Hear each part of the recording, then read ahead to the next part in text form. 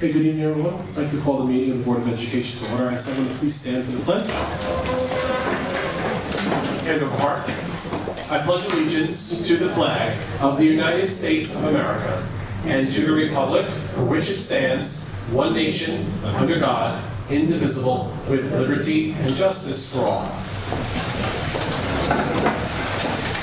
Okay, we have no public comment at the start of our meeting. So with that, we'll move right into our student representatives report. We'll hand the microphone over to Olivia and Meg.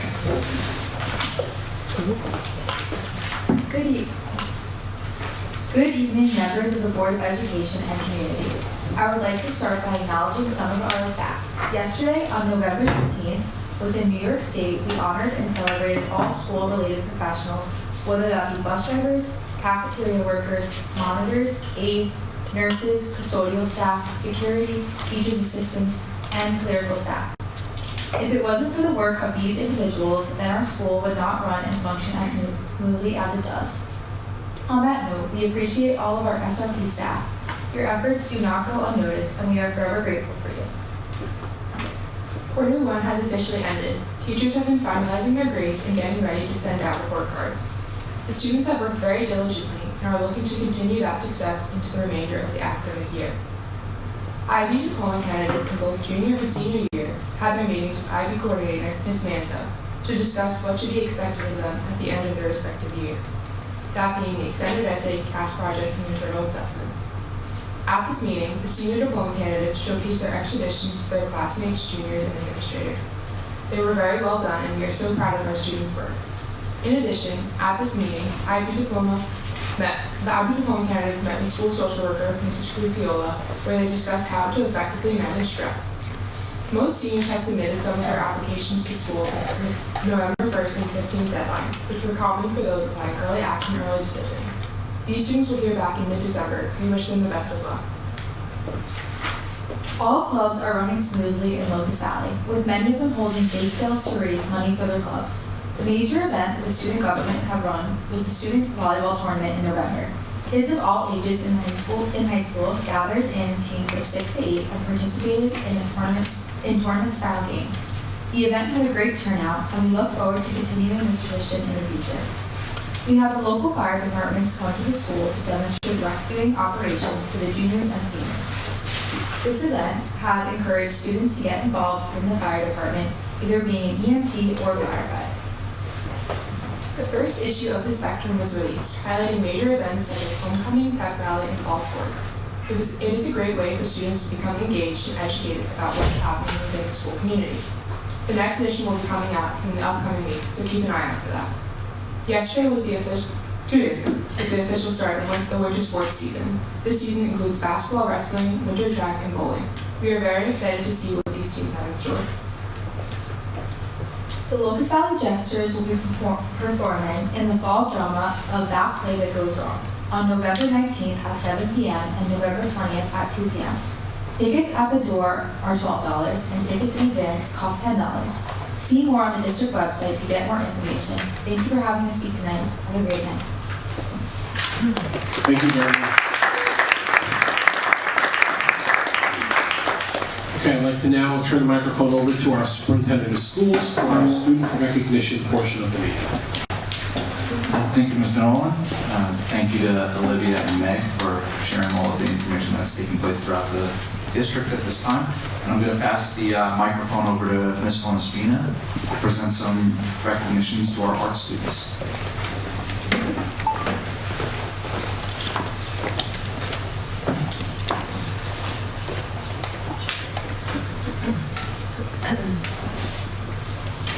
Thank you, Dr. Graham. I would like to thank Dr. Graham, the Board of Education, the community, parents, and students for having me here tonight to celebrate the accomplishments of some of our truly exceptional art students this evening. This evening, it is my pleasure to introduce a number of our high school art students who have had their work featured in remarkable ways. Students, as I call your name, please come forward so that you can be recognized. First, we'll be recognizing 4 students who currently have their artwork displayed in the 2022 Nassau County High School Student Juried Art Competition and Exhibition. This exhibit has been on display since November 6th and will continue to be viewable until November 26th at the Art Guild of Port Washington. Our first student is Summer Kawaja, and her work, Nancy Frankie Study. This work is a combination of her appreciation for her aunt, who is a painter of flowers and one of her favorite artists, Nancy Frankie. Congratulations, Summer.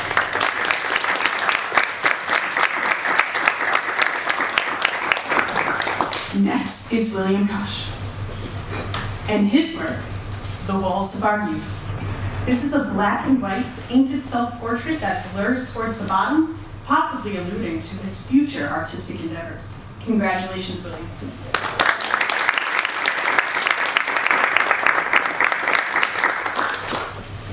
Claire Simon ventured into a more conceptual direction with her work Trilogy, which represents the three faces in the piece. Congratulations, Claire.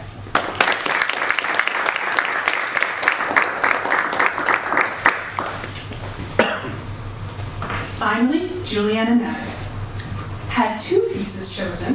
First, her drawing Color Me Carelessly, and her first sculpture, Dormant, which was actually given an honorable mention in this competition. So congratulations, Juliana.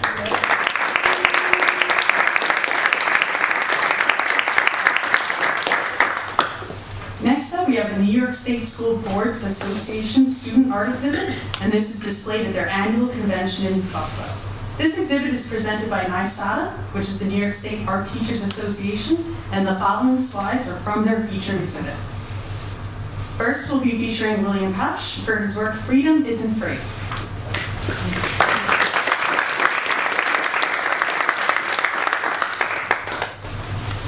And next, Megan Mandra for her untitled work.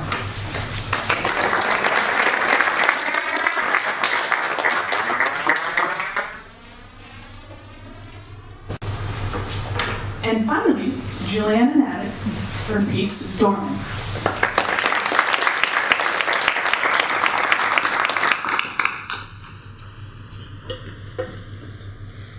Next, we have two seniors whose art pieces have been selected for the Cornell Cooperative Extension of Nassau County as gold and bronze level award winners in its student art competition.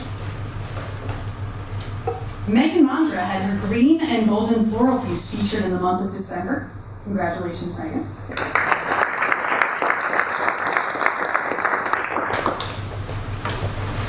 And Claire Simon, forest scene painting, was featured as an October image. Congratulations. I actually have a copy of the calendar that I'll pass around.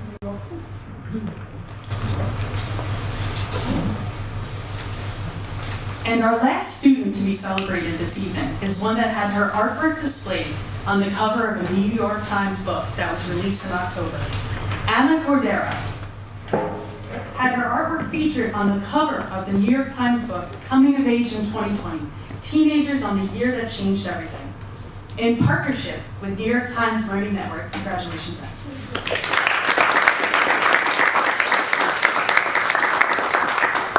In partnership with the New York Times Learning Network, the contest was open to teenagers across the country and focused on how the COVID-19 pandemic impacted them. Teens were asked to submit pieces that channeled their experiences and feelings about how the world changed in 2020. Judges from the Learning Network considered more than 5,500 entries for the book. Anna's art piece, titled Too Much, can be found on the top left corner of the cover. The image depicts the constant negative breaking news and the stress that one endures because of it. Congratulations, Anna. A copy of the book signed by Anna that will be passed around. And finally, all of these extraordinary artistic feats would not have been possible without the vision and mentorship of our Locust Valley art teachers, specifically Miss Melanie Mooney, who is here this evening.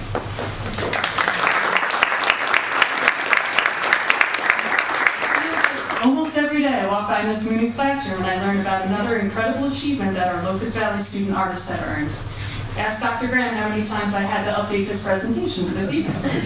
Miss Mooney is always encouraging all of her student artists to reach for the stars, and we cannot thank her enough for all of her hard work. Thank you, Miss Mooney.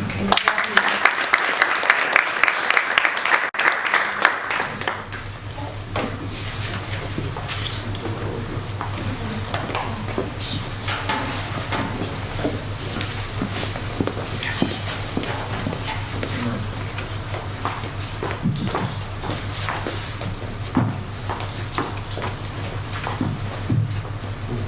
ready guys, 1, 2, 3. Thank you. On behalf of education, we want to congratulate you guys on your exceptional artistic talents. Well done.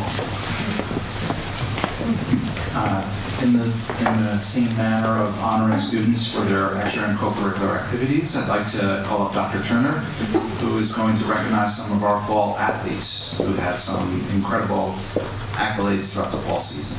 Dr. Turner. Thank you, Dr. Graham, and good evening to the Board of Education, parents, students, and colleagues.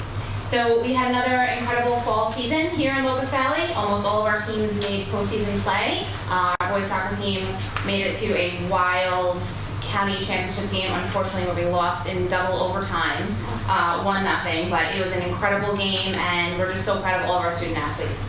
And actually, our achievements on the field and in the fall actually started before the season even began, with Newsday recognizing 3 of our soccer players as Newsday Top 100 preseason players. I think we're missing some of them tonight, but I do want to acknowledge them.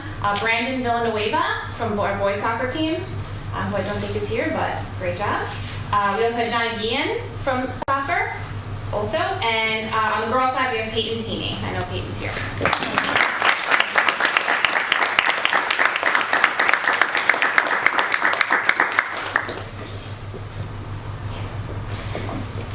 Actually, Peyton, not yet.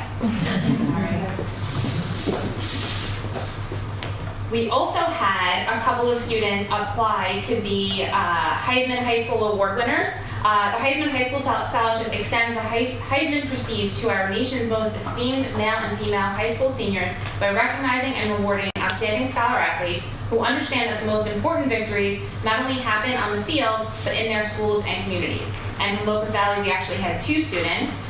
Peyton, that's why I made you stay up here. So we had Peyton Teeny, and we also had Jack Baker.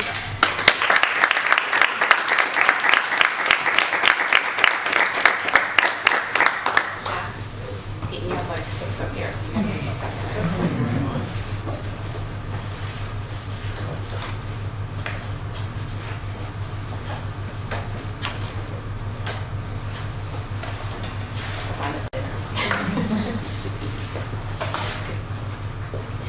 And finally, we had several of our student athletes be honored as All-County. And All-County is the highest level of athletic achievement, short of All Long Island, that you can receive as a player on a team in Nassau County, and we had several of them. So on the side of our soccer players, once again, Peyton Teeny, who's also up here, which again, girl, I gotta find one. So here you go, Peyton, girls soccer, All-County. On our field hockey side, we have Riley Roberts.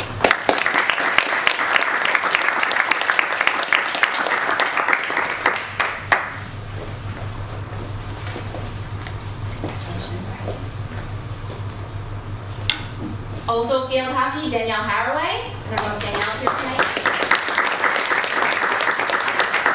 Danielle and I were playing email tag. Also, Olivia Delgado.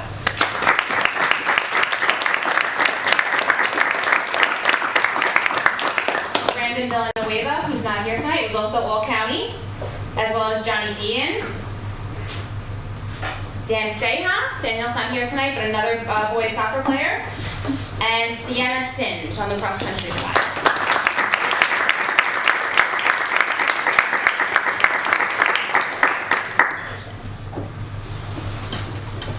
And our Heisman winners, Peyton and Jack as well.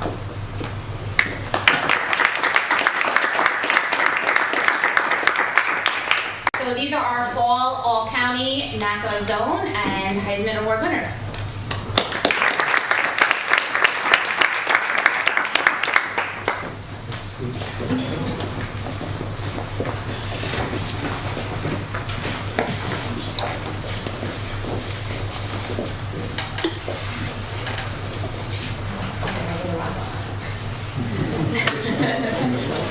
Yeah, good one. Great. 1, 2, 3. Once again, on behalf of the Board of Education, I want to congratulate you on your exceptional athletic talents. I want to once again also just congratulate all of our art students and our student athletes who are honored this evening. I look forward to the next round of competitions or submissions for our art students, and look forward to the winter season for our athletes. As a part of my report, I wanted to just share a few updates with the community.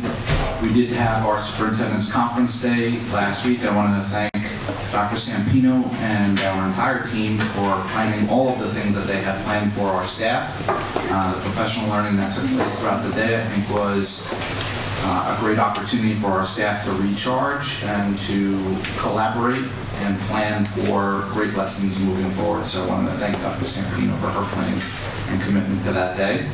I want to just acknowledge and just say how really proud we were of all of the Veterans Day ceremonies and celebrations that took place throughout the district. I know Tom was running around trying to be at every single building to catch all of those great events, and they truly were great events taking place, and that's a testament to our staff throughout the entire district. And certainly thank you to the veterans. It was really nice to see how much our students truly appreciated, our students and staff truly appreciated our veterans. And I think it was nice to see how much our veterans really appreciated the acknowledgement on that day as well. I think it spoke volumes. I did want to mention that on the agenda this evening, the board is being asked to accept the resignation of Mr. Hogan from our middle school principal. And I certainly want to congratulate Mr. Hogan and thank him for his service to the district. Anyone who has had any involvement over the past 2 decades, probably with the middle school, knows that he is a staple and a fixture in this place, and that those are incredibly large shoes to fill, and that his personality will be incredibly difficult to fill as well. But we would wish him the best in his next chapter. I want to just also echo what Olivia and Meg had said and thank all of our SRPs throughout the entire district for the work that they do each and every day to keep our schools running, really. This Friday, on the calendar, you'll notice we added some Falcon Fridays throughout the school year. This Friday is a Falcon Friday, so we encourage everybody in our district to wear green, wear your Falcon gear, and show some school spirit. Anyone's welcome, even if you're not attending school, you can wear your Falcon gear. And then finally, as a part of my report, I wanted to just say that this weekend the LV Jesters do present the one-act play That Goes Wrong on Saturday and Sunday. There's more information about the production and the times that it's playing, as well as how to get tickets, and those can be found on the district website. And while we'll have time to chat, I'm sure, throughout the rest of this evening, I certainly want to wish all of our students, staff, and families a very happy Thanksgiving, and I think this is a great time for all of us to take a break, a breath, to recharge, and to spend time with loved ones and families. So happy Thanksgiving to all of you. And that concludes this part of the superintendent's presentation. Thank you, Dr. Graham. We do have some other items which we will come back to. However, at this time, the board is going to break into executive session. So I'd like to entertain a motion to enter into executive session to discuss the employment of a particular person. Motion by Vice President Marchand, seconded by Trustee Schaefer. All in favor? It's unanimous. Thank you.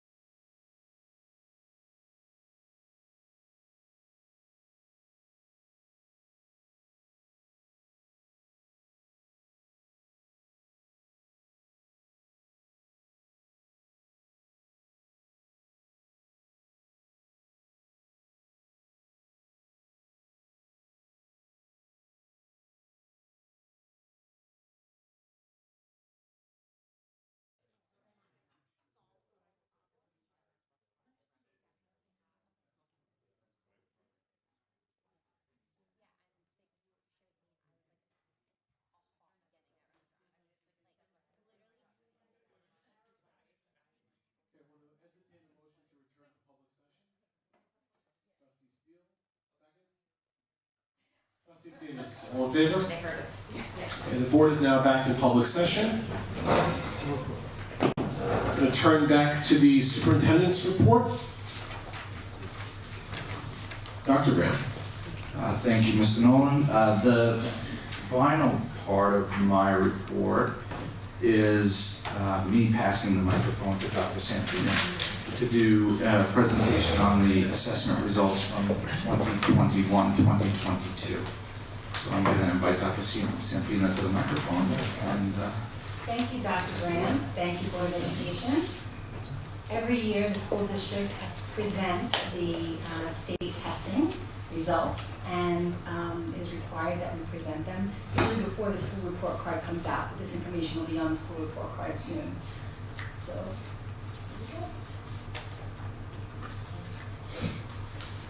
just a little background. These are the types of assessment we usually give our students. There's diagnostic, which are kind of pre-tests, trying to find out what the kids know.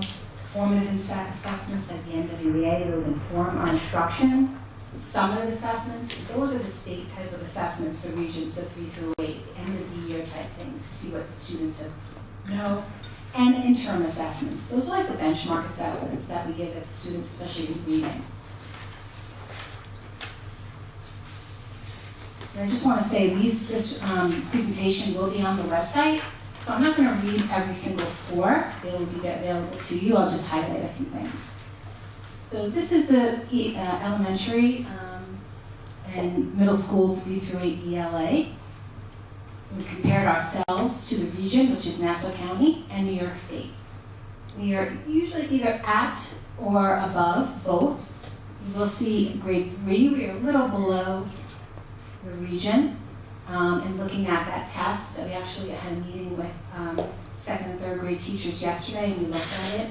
And there were 2 questions where our students performed a little low, and we looked at the questions, and it was very interesting. We actually saw that they were asking the student what the central message was. And the teachers were like, both questions were about central message. And what we usually ask our students is probably about the main idea or theme. And there was like a language piece, a vocabulary piece, which we found very interesting when we were looking at it. The other place where we're a little low is in grade 8. And even though I'm not highlighting our participation, we did have the lowest participation in grade 8 for our testing. Here's math and science, essentially the same. Very low in grade 8 for math and science. That's because we had 13 students, I had to say, 13 students who took those exams. We do have a nice amount of students who take algebra and living environment in our middle school, and they do very well. So they don't take the grade 8 math and grade 8 science exam. On another note, this is the last year of our traditional science exams. We are shifting to the new standards. Mr. Packard has been working very hard, K through 12, working with our teachers on the new standards. We have new kits on the elementary level, and there'll be no science assessment this year, and next year it'll be in grade 5 and then grade 8, and they'll be aligned to the new standards. Here's our region scores.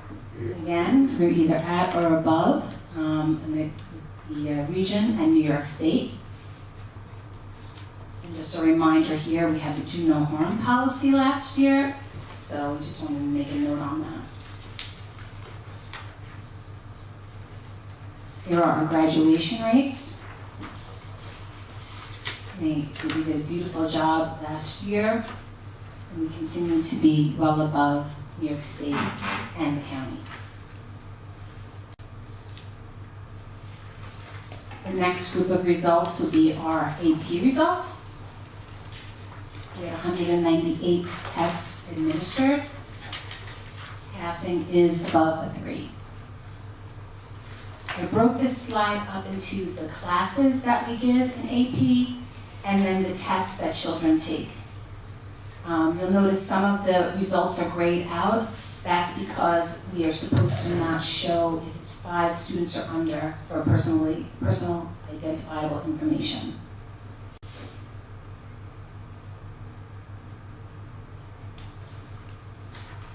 Here are our IB results. We had 140 students, 140 and 470 exams, I apologize. We had SL, which is standard level, and HL, which is higher level. And passing is 4 and above.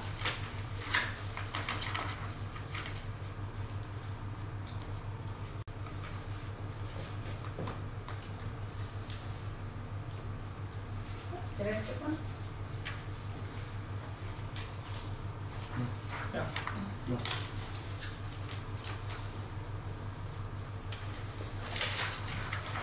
Sorry, I'm trying to read both the screen and my notes. Here is our diploma candidates. We had 34 diplomas awarded and 82.9% of our students. And this year we have 34 diploma candidates.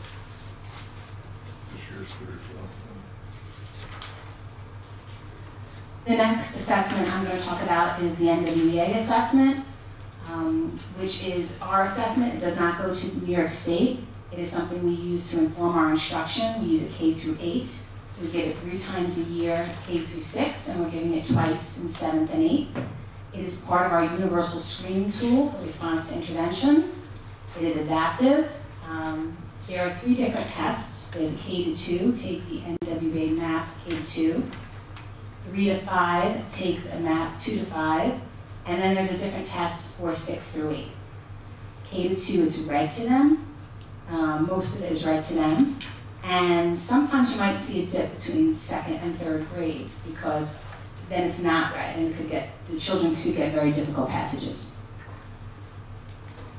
I thought this was interesting. It just basically shows the growth of our students, kindergarten through 8th grade, from fall to spring. Here's math. And here's reading.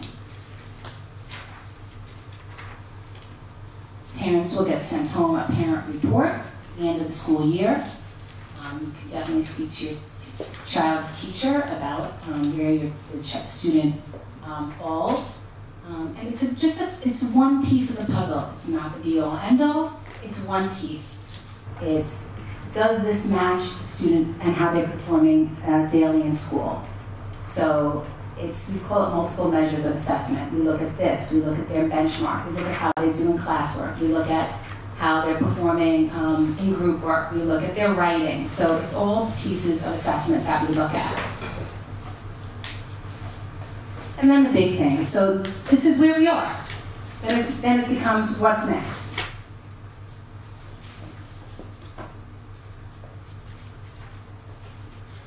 I have been meeting with our wonderful staff, our principals, our coordinators. Thank you, coordinators, for being here. I really appreciate it. We have a lot of work to do. We've been meeting all the time, and we talk about looking at the assessments, looking at our curriculum, where are things taught. It's really important for us to understand what the students are getting wrong, where are the gaps. We have a lot of conversations with our teachers as well. What we've been trying to work on is targeted staff development with our teachers. Our department heads are working with everything from reading in the content areas, differentiation of instruction, student engagement, lesson planning, looking at how do we work with our L population, the new standards in science and world language. We really want to work on where we are and where we need to go. And again, I really think it's a team effort. We've been meeting a lot with the teachers. Any decisions we make, they're part of the team. So we work in coordination with them and the building principals, our wonderful coordinators, our superintendent, everybody is, and our director of special education. We're all going to be involved in the conversations moving forward of where our students have to go. So we also want to strengthen our interventions. We're looking at really making consistency amongst the buildings and reading. Mrs. Farina's looking at a new math program, and we'll have more information on that to have that aligned. And our MTSS procedures. And I will tell you, I've been very fortunate enough to stop in some buildings when MTSS is multiple tiered systems of support. And it's essentially looking at the student data and the students in the building and basically identifying needs and direction in the classroom. They have been wonderful. These are led by the building principals and the AIS and all the providers, the classroom teachers. They have been extremely, in my mind, beautifully done in the buildings, and teachers get a real sense of where the students are. So we need to strengthen that, and on all levels. I know we're constantly looking at ways to make our programs better, and I'm excited to see what our students do next. Does anybody have any questions? I just Like, sorry. I just have one about knowledge. What is the difference between the standard level and the higher level for the IB? Standard is, it's a little easier than the higher level. How do you how do you like qualify for one versus the other? Or is it Self-selection. okay? So if in the case of some of the courses like biology, they have SL and HL, and the students sit and choose which one they want to be in. Okay. In the same classroom? In that case, it's the same class. Ms. Villa, maybe you could just also explain, thank you, Mr. Packard, but the requirements for SL versus HL and how long each course of study is. Sure, so each have a different minute allocation to them Okay. and the content as well. So typically, HL courses are taught over the course of 2 years, but in some situations, we have SL also taught over the course of 2 years. So in our course guide, we kind of delineate which ones are SL, which ones are HL. Sometimes students have a choice. For something like English or social studies, we only have the HL, and that's taught over the course of 2 years. So when the kids, I'm just doing some understanding. So when the kids are in the same classroom at SL and HL, are they given different assessments then? Because it's different pacing. So you basically have like an honors at every region from the same level going at the same time? Yeah. Okay, thank you. just my own self, and you may not have the answer for this, but the NWEA, for our second grade friends, are we giving the K-2? We are. And what do those scores look like? At what point do you make the decision to say, no, let's push them up to the 2 to 5? That came up yesterday at our grades 2-3 meeting. What we're going to see how the students do this year. We were concerned with just how the kids came in with COVID. What we didn't want to do is frustrate kids. We didn't want students to sit there and feel frustrated. So we want to see how they end off the year in first grade, and then we'll have conversations with the teachers to see where they go, plus with the NWEA, and we will make that decision together as a team. But when you have to look at what we have. The interesting thing about when the kids, if there are students that dip from 2nd to 3rd grade, if they're high in 2nd grade, that's a good thing. The good is they're comprehending because it's being read to them. If they have a little dip in 3rd grade and they're reading it on their own, it might be that their decoding or their fluency might be impairing some of their comprehension. And then we work on that. So all the data that we get, again, it's for us to kind of navigate how to best serve our students. So once we look at everything together as a whole, and we meet with our teachers and we see where kids are falling, then we'll make the determination whether we should stay with our 2nd graders doing the K-2 or do we move to the 2-5 test. Because you may see a shock when they go to that 2 to 5. Yeah, absolutely. You know, it's going to be, and we were talking that yesterday. I'm glad we had 2nd and 3rd grade together because we said, you know, there'll be a dip either place because you're going to have students who, as content or reading gets, as sentence structure, as vocabulary get more difficult, it becomes difficult for some students, and that's where we provide the supports. That's the whole idea of AIS and differentiation, right? It's providing supports for kids to get them where they need to go. One additional suggestion I make, your next steps are great. Any thought about supporting parents? I don't see anything on there as far as understanding score reports, maybe test layout. I think there should be some I agree with you. I think that's a great suggestion. I know we had talked early about possibly having some parent workshop type sessions. We were calling them maybe Falcon, Dr. Graham, we had some sort of Falcon fun, you know, family nights of trying to get things I'll together. have to work on my... Yes, we had something very creativity creative, yeah. but we did have that initial conversation about trying to get some more parent outreach so they can understand. And we were trying to, actually, we were talking with the elementary principals about this after we kind of debriefed about some of the grade level meetings. Where would be the best place? You know, we don't have a big crowd at board meetings. Do we want to do it on the building level, more in an intimate setting where we have some AIS teachers working with the principals going there? We were trying to brainstorm where would be the best place that we get a nice crowd and people would feel comfortable coming and even asking questions. So we were brainstorming together like that piece. Right, but speaking as a kindergarten parent, Yeah. when I see what a RIT score is, and I know what a RIT score is, but Yeah, it's a that could number. be, what is it? Right. How do you get it? And so I just, I suggest that, maybe putting also something in there for what we're gonna do for parents. I think that's a great suggestion. Thank you very much. Any other questions for Dr. Sampino? I don't have a question, I just have a comment. Thank you, Dr. Sampino. You've been wonderful, a wonderful addition to the district, and well received everywhere. Wonderful smiling face every time we see you, so thank you. This is really just to say that, I don't know why I was thinking about this tonight before I came. The kids aren't data points. And we just had 2 years where we put them through a lot. So I just encourage parents and teachers and administrators to always approach all of these test scores with that knowledge, and also really think about when you have the 2 years that these kids have had, the connections to come back in are sometimes more important than the data point.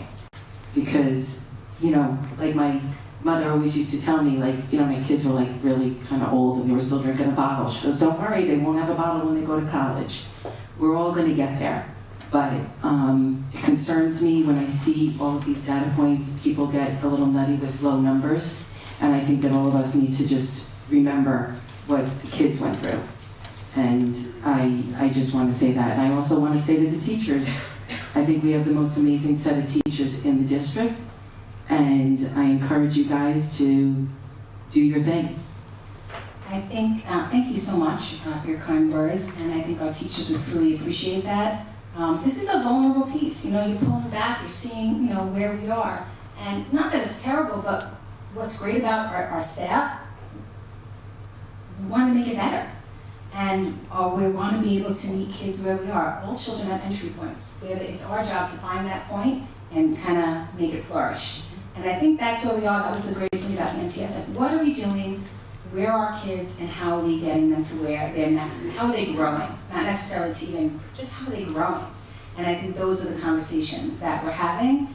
And again, having them, I will tell you, and if staff are listening, I thank you so much for welcoming me. We have had really great conversations. They have been extremely welcoming and open to them. And I think, I sound kind of growing on them, and they have been extremely wanting to work and sharing their ideas, and I think that's fantastic. We can't ask for more. And again, I really appreciate the support of my colleagues for staying around when it's very late. I appreciate that, and they've been wonderful to work with, so thank you. Thank you very much. That concludes the superintendent's report. Thank you, Dr. Graham. We'll now move into reports to the Board of Education. Our Board Committee, Trustee Vesaliu, apologizes for his absence tonight and says no report. Now going to Budget and Finance, Trustee Del Taco. The Budget and Finance Committee met tonight, and we went over the projected school budget, excess spending, what we're going to have to look for with the CPI, and some other things. But it was a pretty good meeting, and I'm looking forward to the next one. Thank you. Curriculum Committee, Trustee Themis. It brings us to our Facilities Committee. The Facilities Committee met this evening. A couple of points. All new cameras have been installed in all buildings now. Our middle school, high school electrical panel replacement is nearing its completion. We had one panel left here in middle school, high school to finish. We did send we put the window wall here at the middle school, high school, that section of the middle school where all the windows are that face the field, hockey field, by the principal's office and also by our high school science wing. That went out to bid. Those bids are due back on November 29th. The Bleacher and Light project is with SED and is currently with a third-party review, so we're looking to move that forward. And MacArthur Primary and Babel Primary HVAC will begin that work. Will start in the April break and also over the summer. And finally, the LVI faculty restroom project and renovation will be done over the summer as well. We'll now go into the Professional Development Board Training Committee. Trustee Steele. Oh, I missed, I'll come back to that. Oh. Sean? Nothing. Okay, going back to policy, Vice President Marshall. The policy committee has not met, but under policy, I'm going to put the board's participation in the annual New York State School Boards Association resolution meeting. It was 6.5-hour-long virtual meeting. It kept the quorum of close to 300 people for almost all 6.5 hours. Statewide, every board member got to send a voting delegate. Our board had worked with other districts to join in on 7 out of 8 resolutions that we put forth to NYSBA. NYSBA rejected them all. So we wrote rebuttals, and then they rejected them as well. We went to the Nassau-Suffolk Board Association dinner. We pitched the resolutions. 2 of them passed at that dinner, which really kind of just is like another feather in your cap to get them upstate. And then we represented them again at the annual meeting. Out of the 8, we were participating in 7 of them, and I believe 2 passed as resolutions that NYSBA will now use to help their lobbyist group lobby Albany to get better representation on certain key items. All of the information is on the, I believe it's on the New York State School Boards Association open website, where all of the resolutions that did pass are listed. I believe 41 in total passed, and I credit this board because the ones that we put forward were probably the hot button items of today's society and of New York State, and they warranted really great debate and conversation, and we got to hear our colleagues from all over New York State's opinions, and I think that it was a great moment for just all of the school boards. So that's kind of under policy, because eventually whatever laws pass trickles down to policy. So thank you to the board for helping and participating in the resolution process. Thank you. Public Relations and Communications Committee, Trustee Steele. Yeah, so the website launched. I was really hoping George would be here. Joe Zito, wherever you are, if you're watching, we did it, Joe. Yeah, so it finally launched after a very long period of time. Dr. Graham's going to talk more about it. It launched Thursday, the 10th. I really, on behalf of the Public Relations Committee, I'd like to thank Dr. Graham for all the background work, as well as the rest of the administrative team and staff.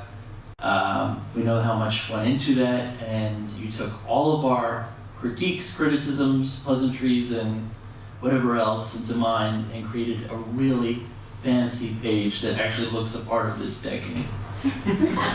So thank you, and thank you to Lauren, Michelle, Brian, and the rest of the board for your input, and thank you, Joe. Thank you, George. Go ahead, Ken. Thanks, Sean. Yeah, I think that the greatest challenge, so the PR committee met, I think, in May or June, following interviews that Tony and I did with some website providers, and then the PR committee interviewed those providers and made a selection. They decided to go with Apogee. So that's the company that essentially houses the platform and templates and things like that. And then there was a lot of back and forth between the board PR committee, between district staff, about what that site looks like. I think that it's just going to take some getting used to for people.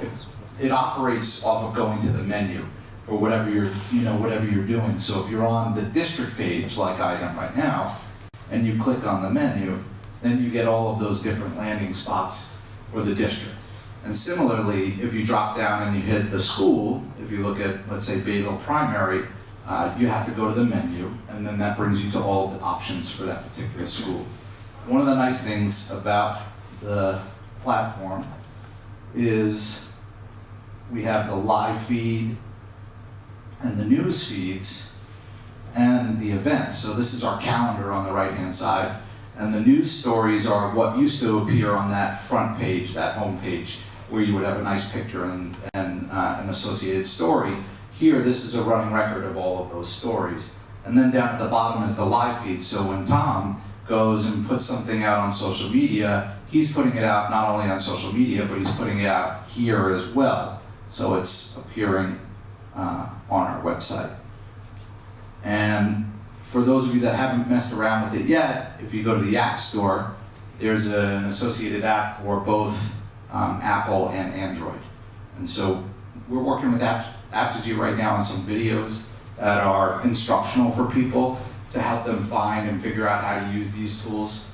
Some of the things that this allows us to do is we have a lot more people who can participate in the editing process. You know, Anne Marie, Danielle, and Michelle, who are sitting here this evening, each of them takes a great deal of ownership over their respective portions of the website.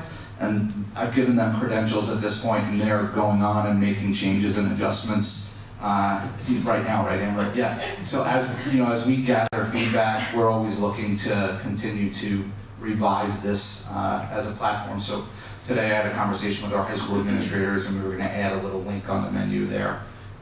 And those are things that are in process. So again, thank you to the direction of the PR committee, and it was I think a great project that helped us look at everything also. You know, pull some things that were expired that were on the existing, the former website, and really forced everybody to take a good deep look at everything that was on there.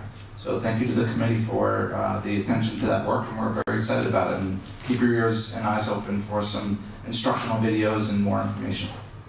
Thank you. Sean, anything else? No. Okay. Are there any other reports from board trustees this evening? Okay. That concludes our board reports. I have nothing under unfinished business. Anybody on the table have anything? All right, new business.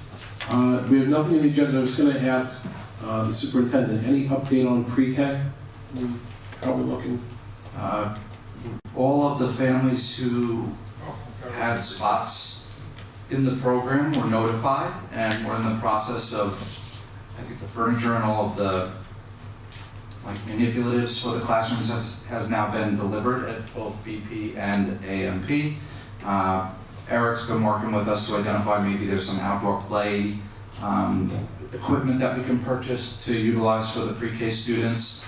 And we're in the process at this time of hiring our staff, our teachers, and our teaching assistants so that we can have an opportunity for them to start before the program starts. And then also so that we can have an opportunity for them to invite parents and families in for some type of open house prior to the program starting and begin to get everybody acclimated. So interesting, the way the cycle goes is that, while we're still planning for our January start of this current UPK program, we're actually simultaneously planning for the beginning of the 23-24 pre-K program. So we're on a cycle where information about registration will have to go up for next year's program in the January to early February time period. Excellent. Thank you very much. Okay, we'll now move into the consent agenda. Before we entertain questions or discussion on it, the Board of Education is going to pull off of the PAR 2 items. We're going to pull 8, C as in Charlie 4. And we're going to pull 8, F as in Frank, I as in India. So it's 8C4 and 8FI. Both will be pulled off of the personnel action report for this evening. I'll now ask, are there any questions from the Board of Education on any items in the consent agenda? Do any board members have anything they'd like to pull to be acted on separately? There being none, do I have a motion to accept the consent agenda as presented with the exception of 8C4 and 8FI? Trustee Schaefer, on a second. Trustee Deltato. All in favor? It's unanimous, thank you.